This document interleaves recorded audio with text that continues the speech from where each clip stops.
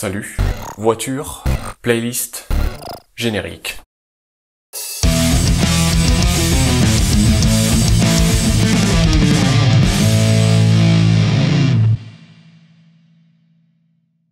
Récemment, j'ai monté un turbo sur cette voiture, et dans la dernière vidéo, j'ai monté un injecteur plus gros, sauf que maintenant, il y a trop d'essence, donc dans cette vidéo, je vais essayer de passer à l'éthanol, et on va voir ce qui se passe. Pour la toute première fois, en 23 ans, je vais lui mettre de l'éthanol E85. Faut savoir qu'elle a toujours tourné au sans-plomb, et une fois, j'ai eu le malheur de lui mettre du 95 E10 au lieu du E5, et elle calait à tous les feux rouges.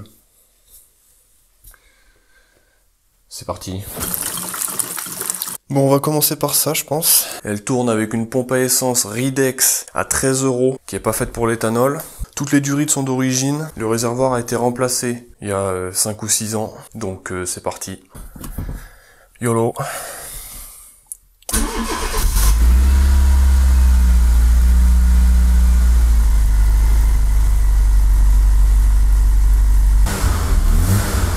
Là on est à 19 et hop, dès que le régime y retombe, on est en dessous des 17, donc il faut que j'essaye 100% d'éthanol, mais je pense que ça suffira pas. Hein.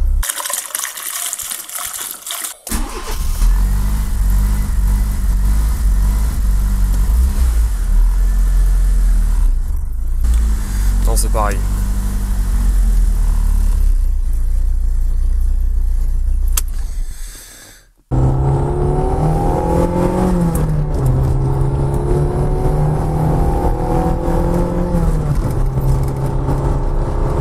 C'est quand même moins riche qu'au sans-plomb, hein, mais ouais, c'est quand même gênant.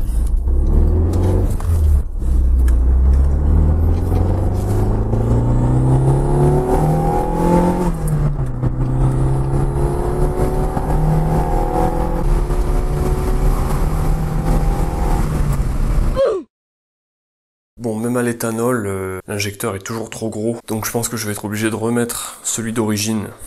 Malheureusement. This is so sad.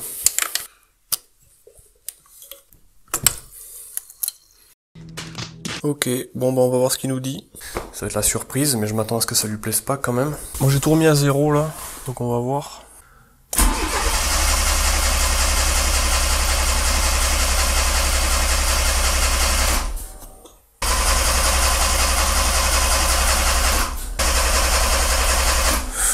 Non, elle va pas là. Donc l'injecteur d'origine, visiblement, il a pas envie de démarrer sur l'éthanol.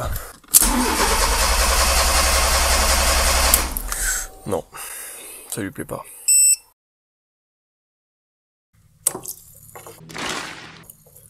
Je suis une grosse merde. Ok frérot, bon t'as vu avec l'injecteur plus gros, même à l'éthanol, c'est toujours trop riche, je peux rien y faire. Et avec l'injecteur d'origine, ça démarre pas. Donc on va rentrer dans la phase 2. Du plan. Mais en quoi consiste la phase 2 du plan?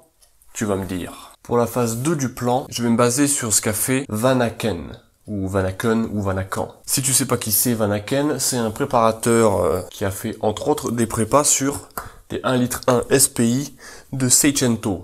Donc eux, ils ont fabriqué un bob de palio en aluminium sur lequel ils sont venus rajouter un injecteur. Cet injecteur était piloté par un MF2 contrôleur. C'est un boîtier qui gère l'injection de liquide du style méthanol. L'écu de la voiture gérait toujours l'injecteur d'origine sur toute la partie atmosphérique. Donc là, l'écu, il pensait que tout allait bien. Et dès que le turbo commence à envoyer de la pression, le deuxième injecteur vient envoyer de l'essence supplémentaire pour gérer le boost. Et du coup, ils ont mis une diode sur le capteur MAP. Parce que si le capteur MAP dit à l'écu qu'il y a de la surpression, l'écu va péter les plombs, il va croire que c'est la fin du monde.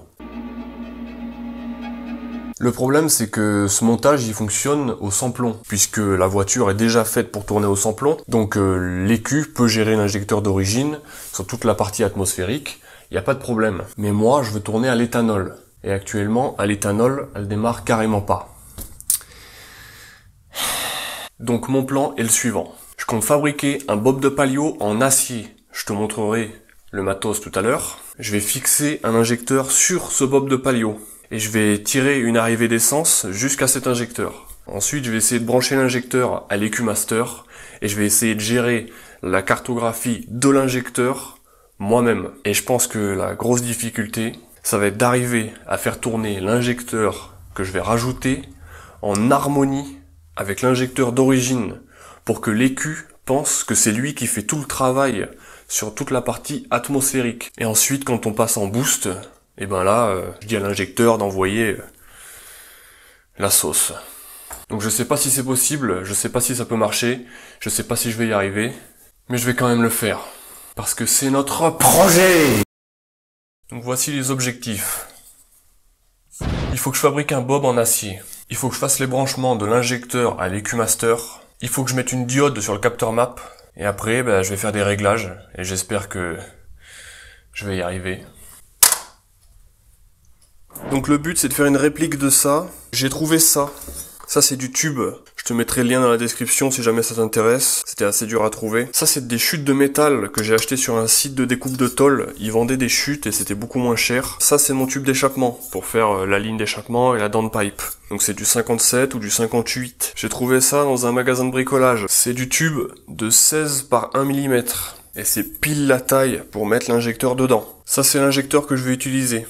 Je l'ai acheté sur AliExpress, il coûtait 9 €. Je sais même pas s'il marche. C'est vraiment pile poil la taille. Tu vois que là ça rentre pas, mais si je mets du WD-40, je peux arriver à le faire rentrer. Je vais aussi avoir besoin de ça, ça c'est une prise EV1.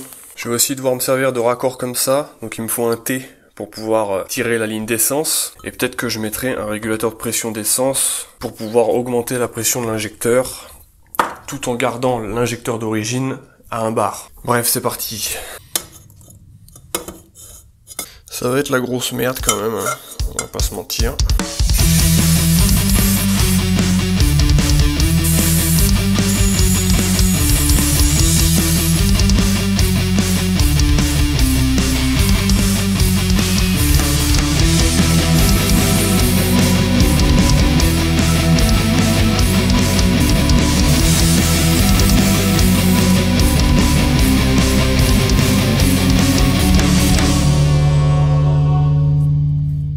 Ok frérot, bon voilà où j'en suis pour l'instant. C'est pas encore très beau mais ça avance. Je voulais juste te dire que Vanaken ils ont fait 2 versions. Il y a une première version avec l'injecteur sur le côté gauche avec un angle d'environ 45 degrés dirigé vers le papillon. Et il y a une deuxième version avec l'injecteur au-dessus à droite du papillon. Du coup je fais ce que je pense être le plus simple pour moi. Donc j'ai fait un trou sur le dessus.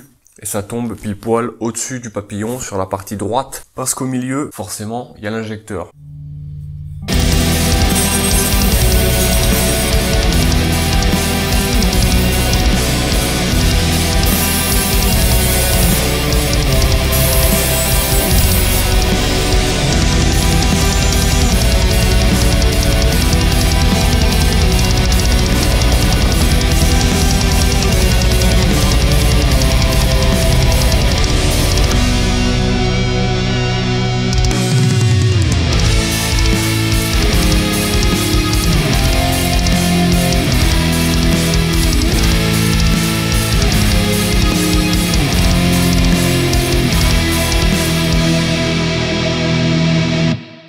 C'était une grosse merde à faire.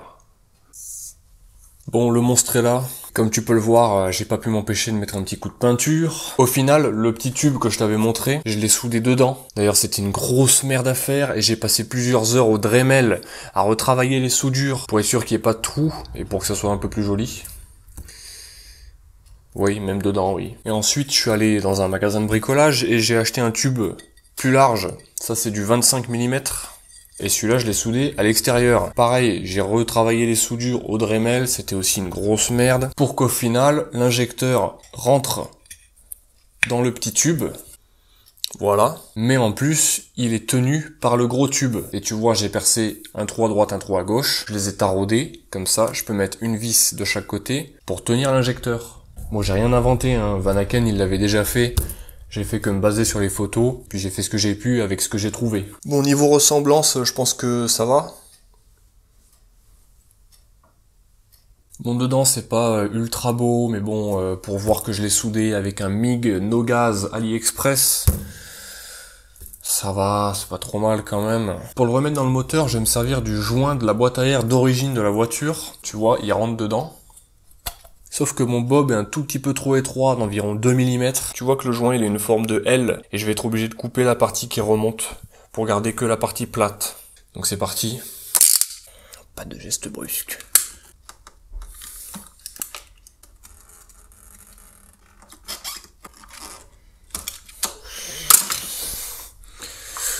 Waouh! Je vais le mettre comme ça.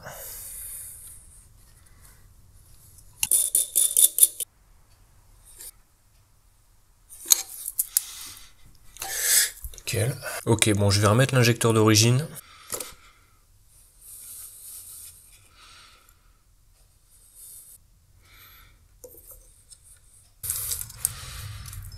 Je vais augmenter un peu la pression. Voilà.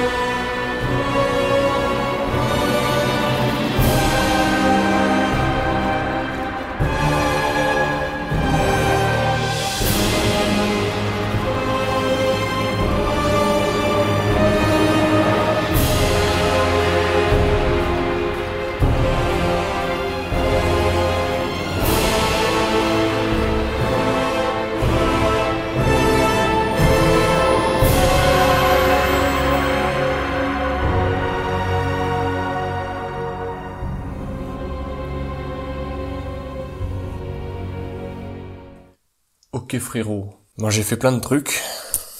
J'ai monté l'injecteur, il est fixé, il bouge pas du tout. J'ai fait de la plomberie, et en gros j'ai utilisé un régulateur de pression externe qui vient évidemment d'AliExpress pour mettre cet injecteur à une pression plus élevée que celui d'origine. C'est pour ça qu'il y a deux manos, et les deux manos indiquent pas la même pression. Je vais pas te cacher que c'était un peu une grosse merde quand même. Et le petit problème, c'est que l'injecteur d'origine, apparemment, garde la pression après l'amorçage, quand tu tournes la clé là. Sauf que celui-là, là, il monte à 2 bars et il redescend assez rapidement.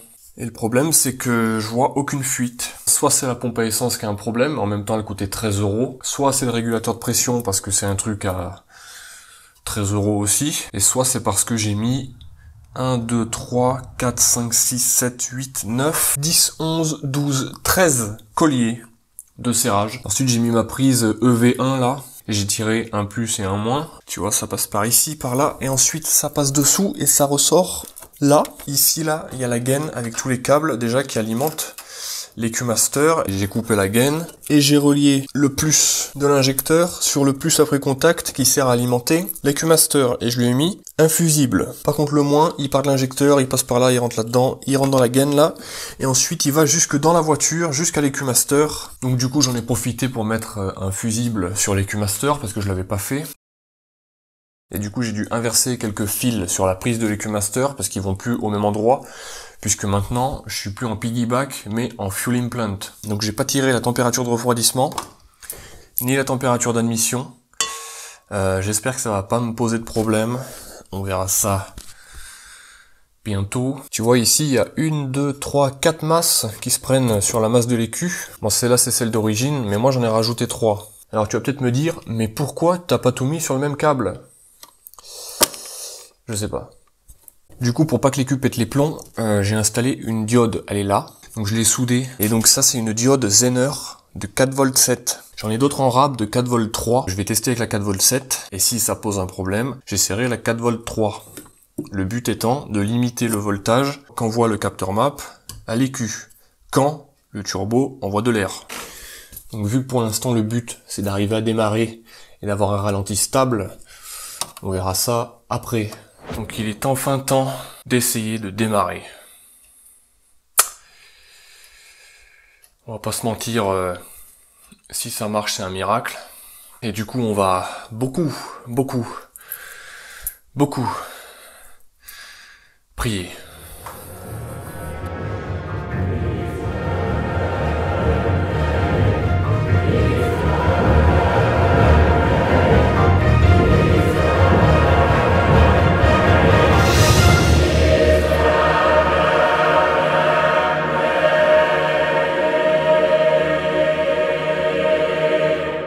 frérot, j'ai téléchargé l'application Fuel Implant, j'ai mis à jour le firmware de l'EcuMaster. Bon, j'ai fait des réglages déjà sur le truc là. Par exemple, j'ai calibré le capteur map. On s'en fout. La température d'eau, il me dit 120 degrés. La température d'admission, il me dit 120 degrés parce que je les ai pas branchés. J'oublie à chaque fois ce putain de stress d'enfoiré là. YOLO.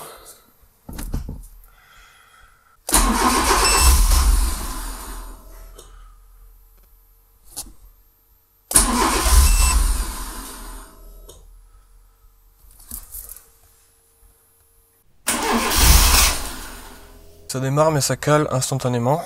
Je suppose que c'est parce qu'il n'y a pas assez d'essence du coup.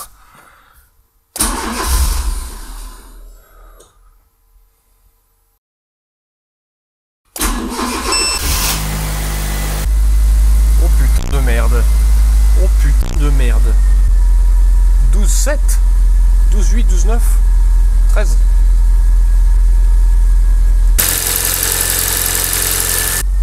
Ça fait quoi là si je mets 20?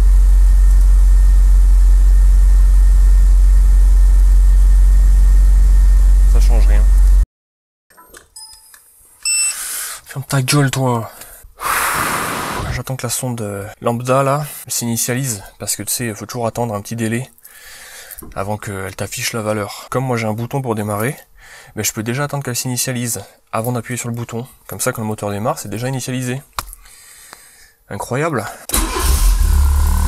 Quart de tour. Là ma map elle est à 0 tu vois. Et déjà à 0 apparemment ça envoie juste ce qu'il faut puisque là il y a 13 de ratio. Je veux laisser l'écu se démerder tout seul. Et après j'enrichirai quand il faudra. Il enrichit encore là, on est à 12,8. Moins 80. On dirait qu'il enrichit quand même en fait. Moi je lui dis de baisser là. Ce con il baisse pas. Pourquoi tu fais ça? Ça baisse pas le injecteur out là.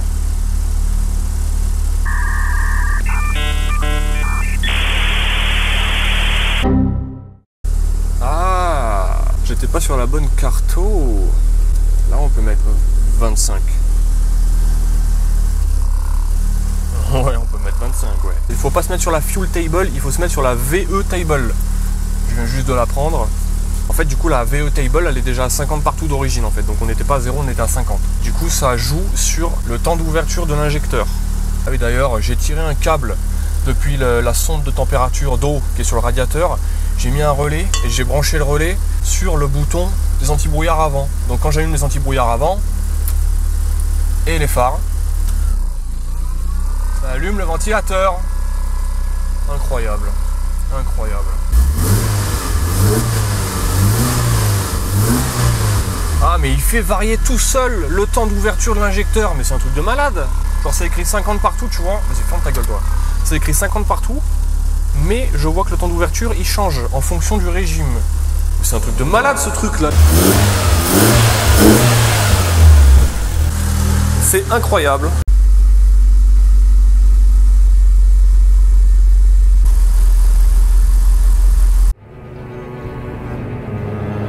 Ok frérot, bon c'est un peu le bordel donc on va faire un récap. Après ce que t'as vu, j'ai rajouté un jerrycan complet d'éthanol dans le réservoir, donc ça fait entre 11 et 12 litres à peu près. Et quand j'ai essayé de redémarrer, elle voulait plus démarrer. Le seul moyen d'arriver à la refaire démarrer, c'est en injectant beaucoup plus d'essence avec mon injecteur. Du coup j'ai remonté l'injecteur noir à la place de l'injecteur orange, et là ça a redémarré sans problème. Mais du coup c'était toujours trop riche quand même. Mais en ajustant la vis du régulateur du monopoint, j'ai réussi à caler le ralenti entre 14 et 15. Donc ça veut dire que depuis le début il n'y avait pas assez d'éthanol dans le réservoir, et donc depuis le début je suis complètement con. Bref, du coup je suis allé rouler comme ça avec l'injecteur noir et mon injecteur en plus par-dessus, et le problème c'est que quand on arrivait à 0 barre de boost, tu sentais qu'il y avait un problème. On sentait qu'elle se retenait alors que c'était riche quoi, on était à 11, donc je me suis dit bon ça doit être la diode Zener de 4V7, donc du coup j'ai soudé une 4V3 et je suis allé faire un test. Sauf que du coup ça déconnait toujours. Exactement pareil, ça n'a rien changé. Du coup ça m'a gonflé, et j'ai tout redémonté et j'ai retiré 2 câbles depuis le capteur map jusqu'à l'EcuMaster dans la voiture.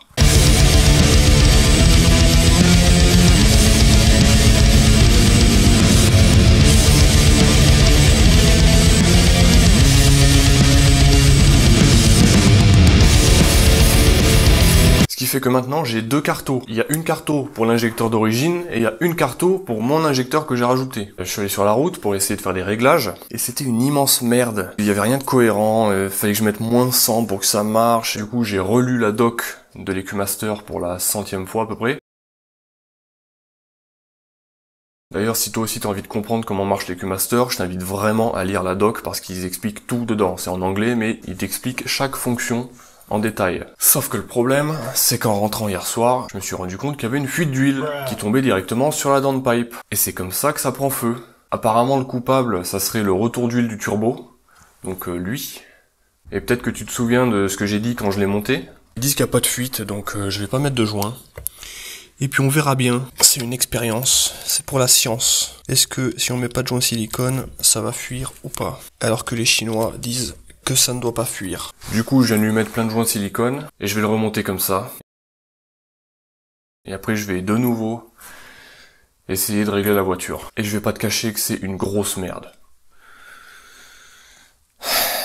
Donc je te recontacte plus tard. Ok frérot, on va essayer de régler ce bordel. Là j'appuie à peine, on est à 15, j'appuie un peu plus, 13, 5, j'appuie un peu plus, 12, 11, 5, non là c'est trop riche.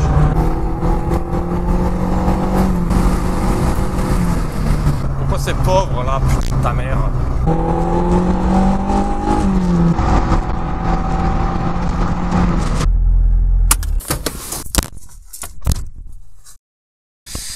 Il y a encore de l'huile qui fuit.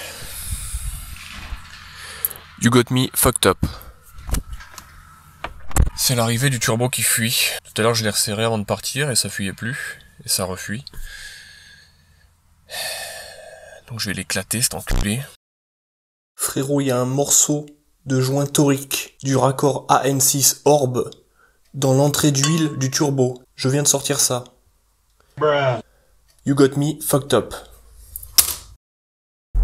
Bon, j'espère qu'il n'y a plus de fuite. Pour l'instant, il n'y a pas de fuite en tout cas.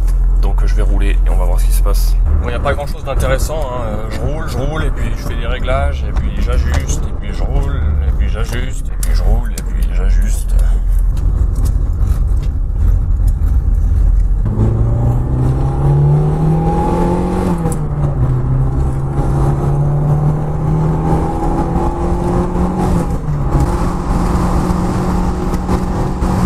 Je repars un peu de bas régime, c'est un peu pauvre. Donc là je change des valeurs.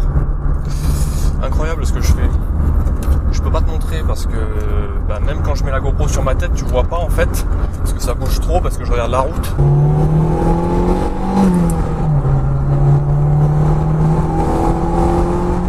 Incroyable, on m'appelle Cartoman dans le milieu. Ça fait 3 jours.